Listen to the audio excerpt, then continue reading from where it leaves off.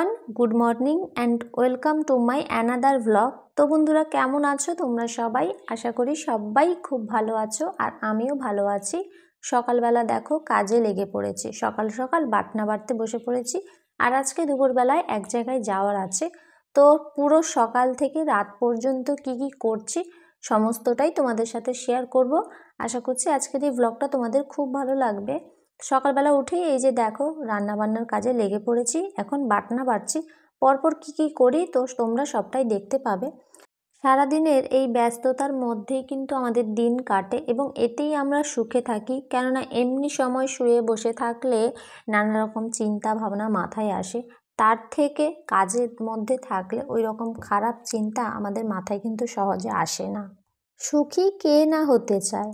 আমরা প্রত্যেকেই যে যার মতো করেই সুখে থাকতে চাই, আর এর মূল চাবিকাঠি রয়েছে আমাদের নিজেদের হাতেই। প্রতিদিনের চলার পথ যতই বন্ধুর হোক না কেন, নিজেদের পথটা নিজেদেরকেই তৈরি করে নিতে হবে।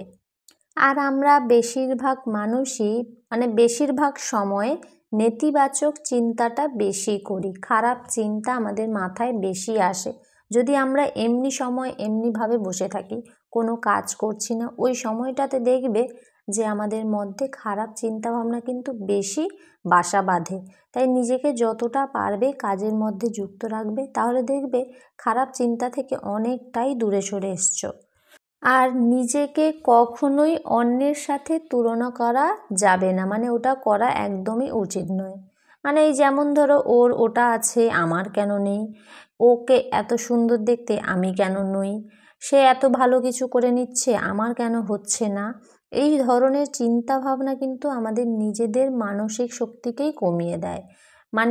ওইসব ভাবার থেকে বরং ওটা না ভেবে আমরা এটা ভাবতে পারি যে আমাকে কি করতে হবে, আজকে কি করতে হবে, আগামীকাল কি করতে হবে। আমি নিজের কাজের মধ্যে যতটা ফোকাস করতে পারবো, ততটা কিন্তু নিজের জীবনে নিজেই এগিয়ে যেতে পারবো।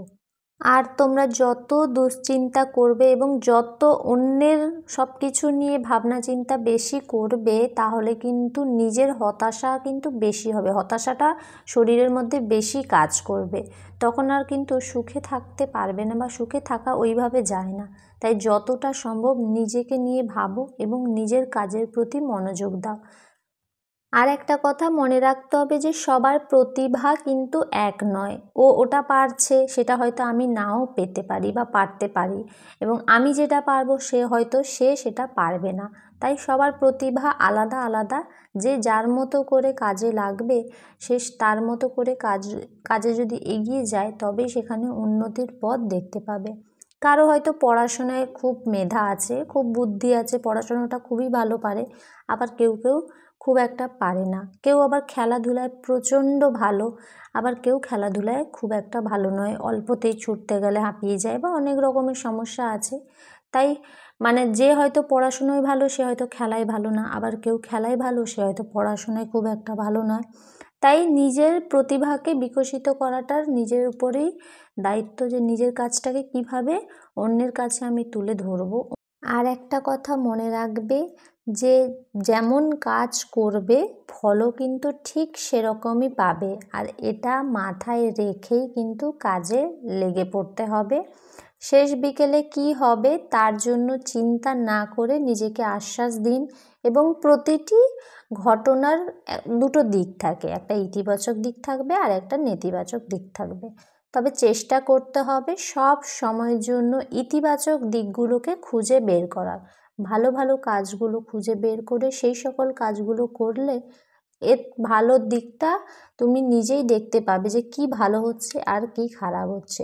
আর যখন তুমি খারাপ চিন্তাভাবনা, নেতিবাচক চিন্তাভাবনা নিজের মনের মধ্যে বাসা বাঁধবে, তাহলে এমনি দেখবে দিনের পর দিন সব কিছুই অবনতি হচ্ছে এবং সব কিছুই খারাপ দিকে চলে যাচ্ছে।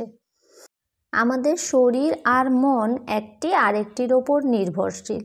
তাই একটা নির্দিষ্ট রুটিন অনুযায়ী আমাদের সব কিছু চেষ্টা করতে হবে ওই রুটিন অনুযায়ী চলার। যেমন পরিমিত পরিমাণে খাবার এবং ঘুমটা কিন্তু খুবই জরুরি। ঠিক টাইমে ঘুমোতে হবে এবং ঠিক টাইমে উঠতেও হবে। বেশি ঘুমানোও যাবে না, আবার কম ঘুমানোও যাবে না। একটা নির্দিষ্ট টাইম রয়েছে, ওই টাইম পর্যন্ত ঘুমাতে হবে। এছাড়া প্রতিদিন সকালে কিংবা সন্ধ্যায় একটু ব্যায়াম বা যোগা করা কিন্তু খুবই ভালো আমাদের স্বাস্থ্যের পক্ষে। এতে দুশ্চিন্তা অনেকটাই কমে যায়। সপ্তাহের প্রত্যেকটা দিনই আমি কিছু না কিছু হোম রেমেডি তৈরি করি এবং সেটা নিজে অ্যাপ্লাই করি আগে, তারপরে যেগুলো ঠিকঠাক হয় ওগুলোই কিন্তু তোমাদের সাথে শেয়ার করি যে খুব ভালো রেজাল্ট পেয়েছি। অনেক সময় হয় নিজের অজান্তেই হয়তো কিছু একটা ভুল করে ফেলেছি কোনো রেমেডি তৈরি করতে, তখন একটু সমস্যা দেখা দেয়, ওইগুলো আমি আপলোড করি না কখনোই। যেইগুলো আমার ভালো রেজাল্ট দেয়, একদম 100% রেজাল্ট দেয় যেটা, আর এগুলো হোম রেমেডি যেহেতু সব কিছুই বাড়ির উপকরণ থেকেই পাওয়া যাবে, একদম ন্যাচারাল এগুলো। তো যেগুলো আমার ভালো মানে খুব ভালো রেজাল্ট পাই ওইগুলোই তোমাদের সাথে শেয়ার করি। তেমনই আজকে একটা হোম রেমেডি আমি তৈরি করেছিলাম, তোমরা যদি চাও ফুল ডিটেলে এটা আমি শেয়ার করে দেবো নেক্সট ভিডিওতে। একটা ফেস স্ক্রাবার বা ফুল বডি স্ক্রাবার যেটাই বলো না কেন একটা তৈরি করেছিলাম, তার সাথে একটা তৈরি করেছিলাম হেয়ার অয়েল, বাড়িতেই তৈরি করেছি। তো পুরো ভিডিও যদি তোমরা দেখতে চাও, আগেই বললাম যে তোমরা কমেন্ট করো, আমি নেক্সট ভিডিওতে দিয়ে দেব।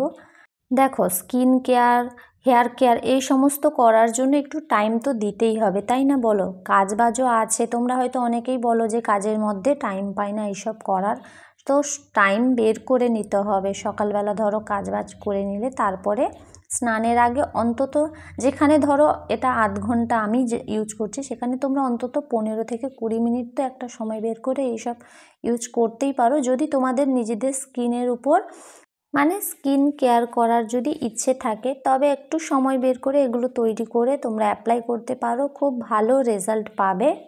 আর দেখো, বাড়ির সবার খেয়াল রাখা, সব কিছু কাজ ঠিকঠাকভাবে করা, এই সমস্ত কিছু তো থাকবে, কিন্তু তার আগে মানে সবার আগে আগে নিজেকে ভালো রাখতে হবে, নিজেকে ভালোবাসতে হবে, নিজের জন্য কিছুটা সময় রেখে দিতে হবে যে ওই সময়টা শুধুমাত্র নিজের জন্য।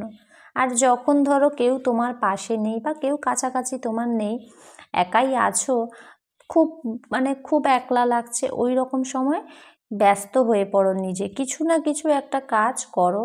এই যে বললাম, বাড়ির কাজ করতে পারো, রান্না বান্না তো আছেই, নিজে যার পছন্দের কাজ, তার সাথে যার স্কিন কেয়ার করতে পছন্দ সে সেই সব কাজটা করতে পারো।